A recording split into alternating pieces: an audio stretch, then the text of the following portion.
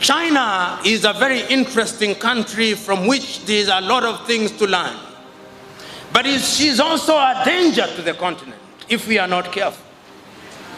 What is there to learn from China? The thing to learn from China is that during our lifetime, the Chinese, through their ingenuity, have succeeded in lifting nearly 800 million people out of poverty. What did the Chinese do? Is there something that we can learn from them? I think there is. Those of you who have the advantage and the privilege of serving in government, ask yourself, what did the Chinese do that within our own lifetime they succeeded in doing that? And they are everywhere, the Chinese. They know what they want. I think the first thing that you must do, you must know what you want. You know, last year I was sitting and watching a Chinese news channel, and if you want to understand what others who are potentially your friends and enemies are doing, you must listen to their news.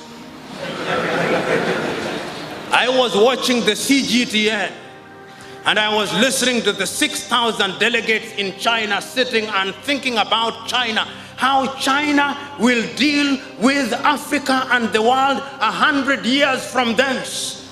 The people who are there will not be alive. In many African countries, if you tell them to think about what will happen tomorrow, they say only God knows. No.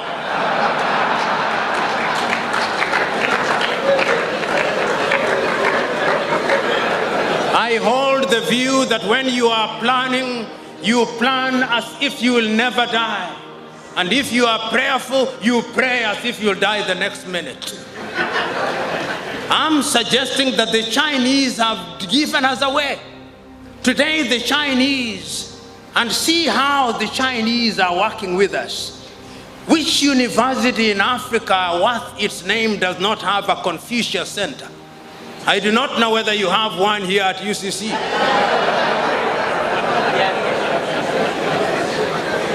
Why do the Chinese have a Confucius Center? Because the mind is the standard of the man. Once you influence the mind, you can sit pretty because you can predict what the man will do. How many of you who are the middle class today, in addition to asking your children to read French and German, are now asking and encouraging their children, go ye and learn Mandarin? How many of you? Confucius Center to work on your mind. On our mind. And then, how many countries in Africa don't you find a stadium built by Chinese? And if it is not a stadium, it is your state house. And if it is not the state house, it's the African headquarters. And if it is not the African headquarters, it's infrastructure, is the road or the railway. And if it is not the railway, it is 4 lorries. And if it is not those, in the next 10 years, out of every 10 phones used by you will be Chinese. If it is not Techno, it is Infinix. If it is not Infinix, it's Huawei. No African country produces a phone. None. It's only Rwanda that is beginning to assemble some. There is something to admire about the Chinese.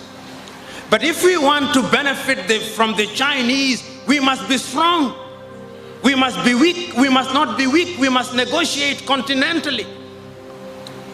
The Koreans are also small but strong.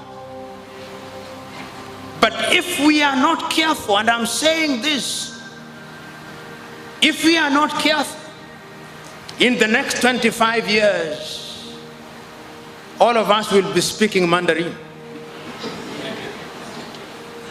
If we are not careful. If we are not careful. Because the Chinese here are not here for charity. The Chinese are here to do business. And in the world of business, it is a cruel world where throats are literally cut. I'm reading a small book written by a young Chinese girl called Irene Yuan-sun, The Next Factory of the World. And the young Chinese girl is saying exactly what I'm saying. He says that Africa can benefit from China. Africa can be the next factory of the world. But it's not just going to happen. Something must be done about it, which is what brings me to the last segment of my conversation, Africa Agenda 2063. I remember on that day in Addis Ababa, Ethiopia, Nkosazana and Lamini Zuma, the then chairman of the Organization of the African Union, writing and reading an imaginary letter to Osagyefo Kwame Nkrumah. I will not remember the words exactly, but I'll remember it in substance. And in substance, he was saying, by the year 2063, we Africans, having recognized that we may have lost the last 50 years of our independence, will not lose the next 50 years of our independence. I'm adding a few things in order to make it relevant. But she was saying, in effect, the Osagyefo, in the year 2063, Africa will be different. There'll be an electric rail running from Addis Ababa in Ethiopia to Dakar in Senegal.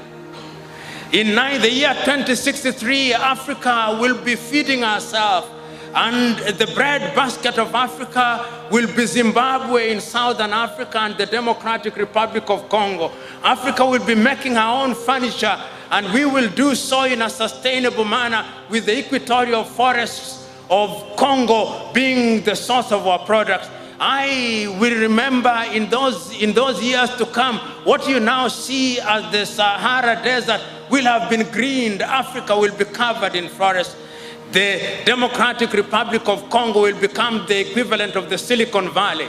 There will be rare earth. Africa will use funds made by Africans. Africa will refine their own oil. Africa will use our own copper. Africa will have excess electricity. Africa will have the Inga Dam in the Democratic Republic of Congo. Africa will have built the Grand Renaissance Dam. And indeed, at that time, Sudan will not quarrel with Ethiopia, and Egypt will not quarrel with Ethiopia. They will be using these resources well. Africa will not be importing fish, tilapia from China. The fish will be produced in Lake Victoria, Lake Tanganyika, Lake Tana, and all these other places. That was the reason of Africa Agenda 2063. It was a dream. But is it not true that we must all dream? We must dream. The only thing that we must do once we have dreamt, we must wake up. The problem is sometimes we dream and we don't wake up. We must wake up and now begin to implement. Do I think that Africa woke up? I think Africa woke up. And that is how I understand the Africa Continental Free Trade Area. The Africa Continental Free Trade Area is a demonstration that beyond dreaming in a very amorphous manner, we now want to give form and character to our dream by operationalization, so that we begin to bring down the tariff and non-tariff barriers, so that we are able to ensure that Africa will do things that will make Africa great. Intra-African trade will be 80%. And that is why it gladdens my heart that Accra, Ghana was chosen to be the secretariat of the ACTF. I look forward to the day when the protocols are now being made, that we shall begin to take advantage of innovation. You remember Africa lost out in the first industrial revolution.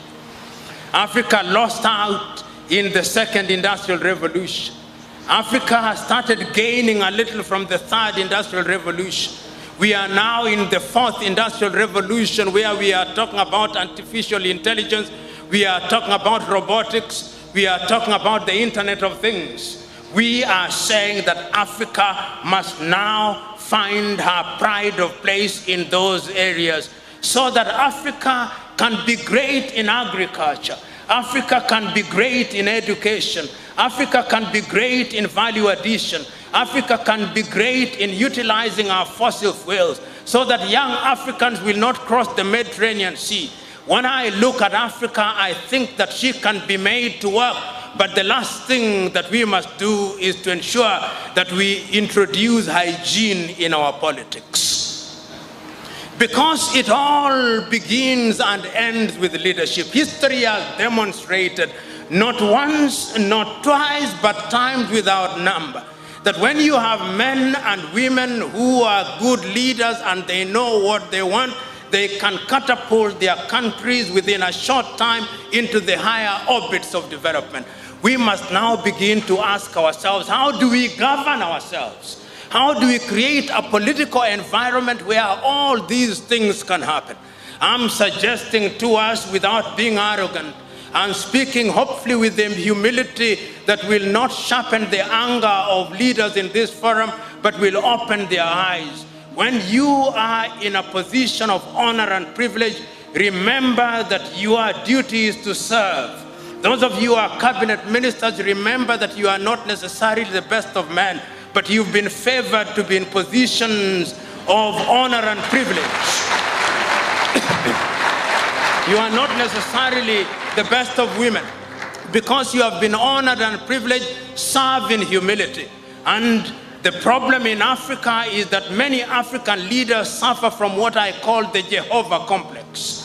The Jehovah complex is a belief by those in leadership that they have the monopoly of wisdom and they have the monopoly of knowledge. That is not the route. Africa will be great when her leaders begin to know that they have a duty to serve so that the future generation will be able to make Africa great again. Africa can be great. Africa will be great. Africa will be great in agriculture. Africa will be great in our industries. Africa will be great in our education. Africa will be great in all other things. But the last thing that Africans must do is to decolonize our minds. We must liberate ourselves from this misguided view that we cannot achieve. We can achieve, we have achieved, and going forward, working together, we will achieve. God bless.